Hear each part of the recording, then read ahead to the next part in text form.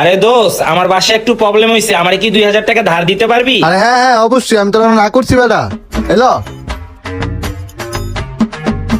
ধন্যবাদ বন্ধু। আচ্ছা, আমার টাকাটা কখন ফেরত দিবি? হ্যাঁ,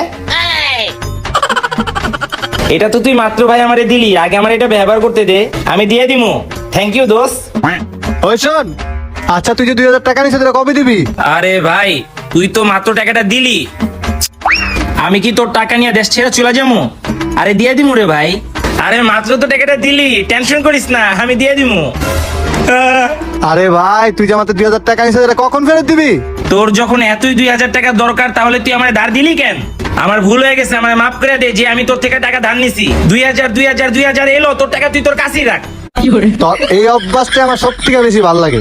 যাই হোক, তুই টাকা টাইম টাইম ফেরত দিয়ে দে। আর শোন, যদি কোনো প্রয়োজন পড়ে তুই আমার কাছ থেকে আবার টাকা ধার নিস, সমস্যা নাই, তুই তো আমার বন্ধু, আমি আছি তোর সাথে। হ্যাঁ থাক।